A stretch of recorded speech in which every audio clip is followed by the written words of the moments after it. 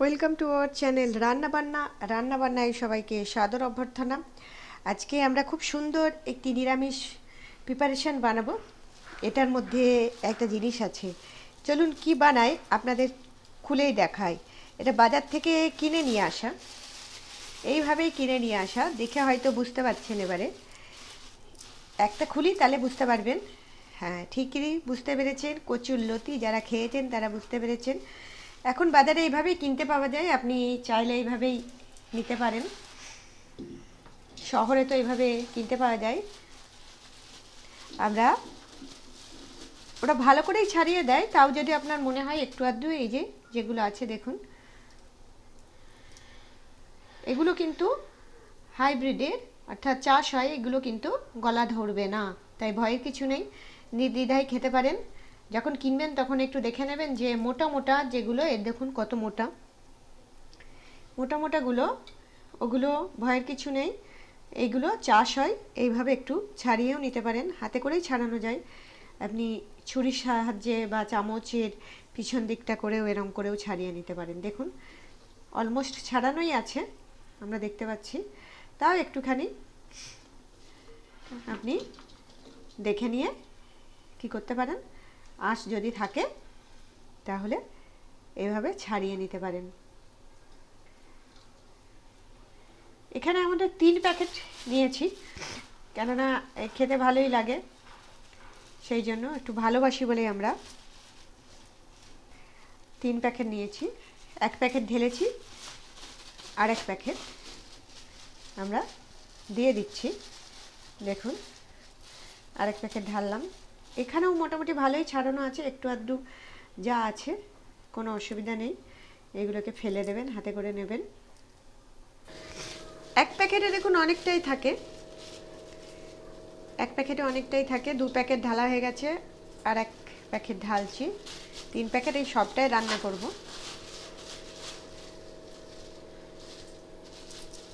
সবজি একটু বেশি খাই ভালো, আর এই কচুর লতিতে ভরপুর আয়রন থাকে, তাই অবশ্যই কি করবেন, খাবেন। নিরামিষ অনেকেই খাননি, পেঁয়াজ রসুন এগুলো ব্যবহার করেছেন, কিন্তু সম্পূর্ণ নিরামিষ কিভাবে আপনারা বাড়িতে রান্না করে খেতে পারেন সেটাই আজকে আমরা দেখে নেব। আমরা এটা ধোয়ার জন্য, যেহেতু এই পাত্রটাই পুরো ভর্তি হয়ে গেছে, সেই জন্য আমরা 2টো পাত্রে আমরা ঢেলে নেব।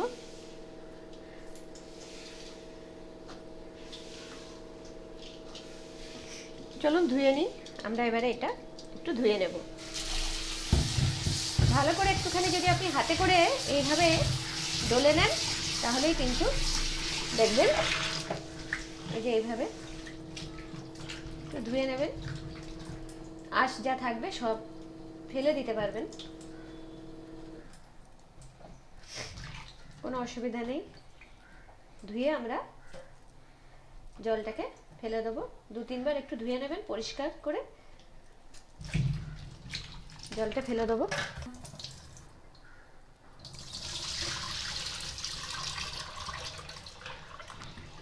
আর একবার ধুয়ে নেবো আমরা।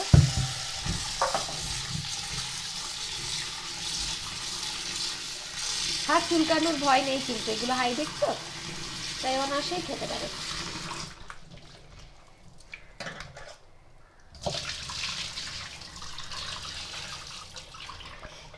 জলটা পরিষ্কার হয়ে গেছে। এবারে কি করব, আমরা এটাকে সিদ্ধ বসাবো। আর একটা যে পাত্রে আমাদের আছে সেটাও আমরা ধুয়ে নেবো। দেখুন একদম পরিষ্কার জল, জল দেখুন আর নোংরা বেরোচ্ছে না, পরিষ্কার জল, আর ধোয়ার প্রয়োজন নেই। এটা এটা এইভাবে রেখে দেবো। এবারে এইটা যেটা ছিল এটা এখনো ধোয়া হয়নি, এটা একটু ধুয়ে নেবো আমরা। একইভাবে আমরা একটু ধুয়ে নেবো যতক্ষণ না পরিষ্কার জলটা বেরোচ্ছে। আমরা সবগুলোই সুন্দরভাবে ধুয়ে নিয়েছি। এবারে আমরা কি করব, চলুন এবারে আমরা গ্যাস ওভেন অন করে নেব, আর তারপরে কি করছি চলুন দেখি। আমরা গ্যাস ওভেন অন করে দিয়েছি এবং আমরা কড়াইয়ে অল্প জল দিয়ে দিয়েছি, সিদ্ধ করে নেব। সিদ্ধ করে জলটা ফেলে দেবো। এর ফলে কি হবে, যদিও জলজ জায়গায় হয়, জলের বা কিছু হয়, তাহলে গলা চুলকাবে না।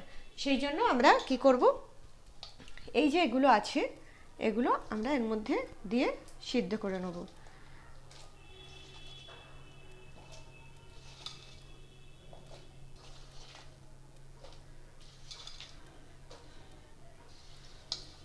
সম্পূর্ণ নিরামিষ পদ্ধতিতে এটি রান্না হবে। আপনারা চাইলে ঢাকাও দিতে পারেন, না চাইলে ঢাকাও দিতে পারেন, নাও দিতে পারেন, আপনাদের ইচ্ছা। কিন্তু জিনিসটা সিদ্ধ করে জলটা ফেলে দিতে হবে। আর কি করতে হবে, যদি চান তো এর সাথে নুন দিতে পারেন, না দিলেও কোনো অসুবিধা নেই, খুব সুন্দর করে সিদ্ধ হয়ে যাবে। চলুন তাহলে আমরা এটাকে সিদ্ধ করে নিই।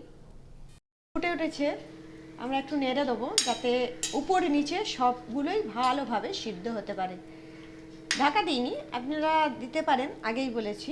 এইভাবে একটুখানি আমরা নেড়ে দেবো। চলুন আর একটু হোক সিদ্ধ। দেখুন জলটা শুকিয়েও গেছে আর সিদ্ধও হয়ে গেছে। দেখুন একদম, একটা তুলেই দেখাই, একদম সিদ্ধ হয়ে গেছে। এবারে আমরা জলটাকে ঝরিয়ে নেব। গ্যাসটাকে আমরা বন্ধ করে দিয়েছি, জলটাকে ঝরিয়ে নেব। চলুন জলটা আমরা ঝরিয়ে নিই। আমরা জলটাকে ঝরিয়ে নেব, সেই জন্য ড্রেনেজের জন্য এটা আমরা এখানে দিয়ে দিলাম। জল কিন্তু থেকে যাবে দেখবেন, সেই জন্য কি করতে হবে, জল যাতে না থাকে সেই জন্য হাতা দিয়ে এইভাবে যদি আপনি দেখবেন জলগুলো বেরিয়ে যাবে। অল্প একটু প্রেসার দিলেই হবে, খুব ভালো সিদ্ধ হয়ে গেছে। চলুন এবারে আমরা, জল চলে গেছে, আমরা এবারে গ্যাসটাকে অন করে নিই। আমরা গ্যাস অন করার আগে আরেকটি কাজ করে নেব। আমরা একটা মিক্সার গ্রাইন্ডার নিয়ে নিয়েছি, আপনারা শিলনোড়াতেও বাটতে পারেন।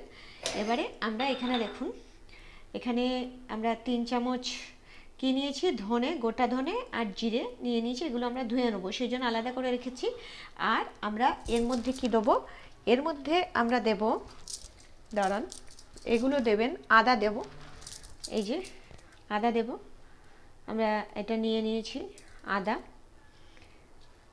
আর শুকনো লঙ্কা আমরা দিচ্ছি 6টা শুকনো লঙ্কা দিচ্ছি, কেননা এগুলো একটু ঝাল ঝাল হলেই ভালো লাগবে। এগুলো আমরা এখানে দিয়ে দিই, শুকনো লঙ্কাগুলো। আর আদাগুলো আমরা খোসা ছাড়িয়ে, আমরা এই আদাগুলোকে খোসা ছাড়িয়ে কি করব, আমরা অল্প ছোট ছোট করে দেবো। তাহলে আমরা এই যে ধনে আর জিরে সেটা ধুয়ে নিই, আর এই আদা, চলুন আমরা এগুলো করে নিই।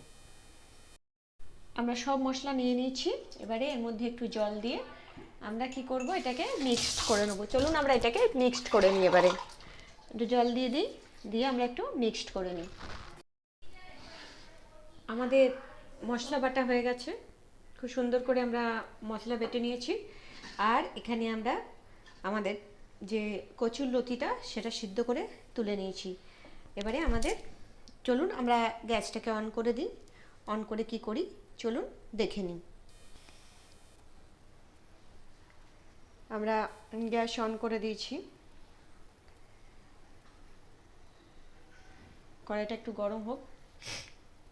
তেলটা একটু বেশিই দিতে হয়, কেননা একটু এইসব জিনিস, কচু এইসব জিনিসে একটু তেল, নুন, ঝাল একটু বেশি দিলে খেতে বেশ ভালো লাগে। আমরা তেল দেবো আর কি ফোড়ন দেবো চলুন দেখব। কড়াইটা গরম হয়ে গেছে, আমরা তেল দিচ্ছি। আপনারা সর্ষের তেল দিতে পারেন, আমরা এখানে সানফ্লাওয়ার অয়েল দিয়েছি। আপনারা যে তেল খান সে তেল দিতে পারেন। এখানে তেলটা গরম হওয়া পর্যন্ত একটু অপেক্ষা করতে হবে। আমরা এখানে কি কি ফোড়ন দিচ্ছি একটু দেখুন, বিশেষ কিছু দেবো না, খুবই সিম্পল রান্না।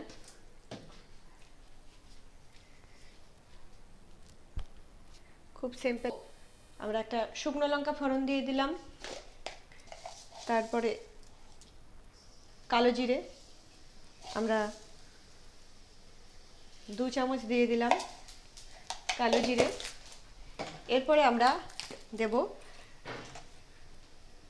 1 চামচ হিং দিয়ে দেবো, আর অর্ধেক চামচ, যাতে স্বাদটা সুন্দর আসার জন্য আমরা এটা দিয়ে দিলাম। এবারে খুন্তি দিয়ে আমাদেরকে একটু নেড়ে দিতে হবে, মশলাটা একটু ভাজা ভাজা করতে হবে। একটু নেড়ে দিলাম। এরপরে যে মশলাটা আমরা বেটেছি সেটা দিয়ে দেব।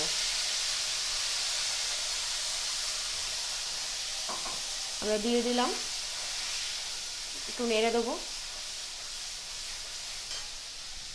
মশলাটা বেটেছিলাম, সেই মশলা বাটা আমাদের কাছে একটু জল আছে, খুব বেশি জল দেব না, এটা মাথায় রাখবেন। কিন্তু মশলাটা যাতে ভালো করে ভাজা হয় সেই জন্য অল্প একটু জল দিয়ে দিলাম। এবারে এর মধ্যে আমরা আরও 2-3টে জিনিস দেব। সেটি হচ্ছে নুন। আমরা আগে কিন্তু নুন দিইনি, তাই 2 চামচ দেব। সন্দব লবণ, আপনারা আপনাদের যে বাড়িতে যে লবণ ব্যবহার করেন, নুন ব্যবহার করেন, সেটাই দেবেন, কোনো অসুবিধা নেই। একটু আমরা হলুদ দিয়ে দেবো।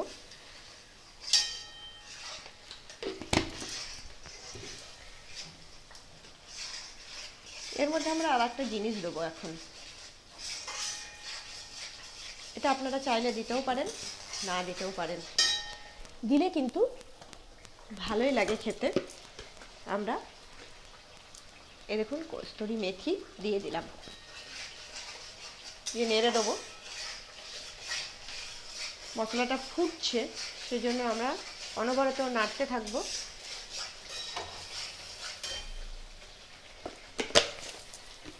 এইভাবে আমরা এটাকে নাড়তে থাকবো। খুব সুন্দর মশলা ভাজার একটা গন্ধ বেরোচ্ছে, আপনারা যখন রান্না করবেন তখন দেখতেই পাবেন। এবারে আমরা এই যে করছি, এইখানেই 4টে কাঁচা লঙ্কা দিয়ে দেবো। খেতেও ভালো লাগবে, ঝালও হবে। চাইলে আপনারা কম বেশি করতে পারেন লঙ্কার পরিমাণটা। এই যে আমাদের সিদ্ধ করা কচুর লতিটা আমরা এবারে দিয়ে দেবো, সবটাই দিয়ে দেবো। দিয়ে এবারে আমরা এটাকে ভাজবো।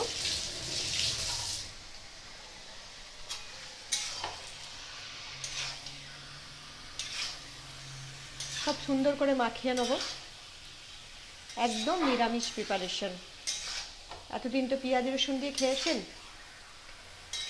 এবারে এইভাবে খেয়ে দেখুন। জিভে জল আনা একটা রেসিপি, অবশ্যই ভালো লাগবে।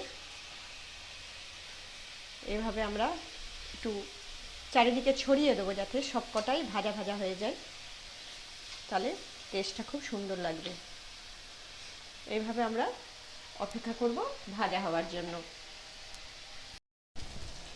আমরা একবার দেখে নিই ভাজা ভাজা হয়েছে কিনা। দেখুন লেগে যাচ্ছে, এইভাবে কী করতে হবে, মশলাগুলোকে কড়াই থেকে ছাড়িয়ে দিতে হবে।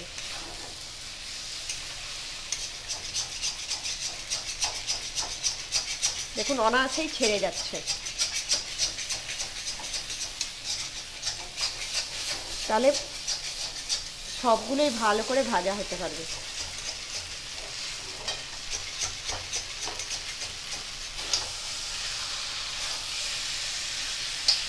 এইভাবে ছড়িয়ে দিয়ে দিয়ে এটাকে ভাজা করতে হবে। অলমোস্ট হয়ে গেছে, সিদ্ধ তো হয়েই ছিল। মশলাটা ভালো করে এদের গায়ে লেগে থাকুক আর এদের মধ্যে ঢুকে যাক কচুর লতি। এইভাবে রান্না করলে দেখবেন সমস্ত কিছু মাছ মাংসকে ছেড়ে দিয়ে শুধু এইটাই খাওয়ার জন্য সবাই বায়না করবে। চলুন একটু ভাজা ভাজা করে নিই। দেখুন ভাজাটা সম্পূর্ণ হয়ে গেছে, কড়াই থেকে ছেড়েও যাচ্ছে অনায়াসে। এবারে আমরা নামিয়ে নেব, সার্ভিং বলে আমরা সার্ভ করব। চলুন কিভাবে সার্ভ করি দেখে নিই। রান্না হয়ে গেছে, দেখুন আমরা সার্ভ করে দিয়েছি। এইভাবে যখন আপনি খাবার টেবিলে পরিবেশন করবেন না, মুখে জল আনা সবারই একটা ইমেজ বা আমেজ তৈরি হবে। চলুন এভাবে রান্না করবেন এবং আমাদেরকে জানাবেন যে কেমন লাগলো। সম্পূর্ণ নিরামিষ কচুর লতি কীভাবে করবেন আপনারা জানলেন। ভালো থাকবেন।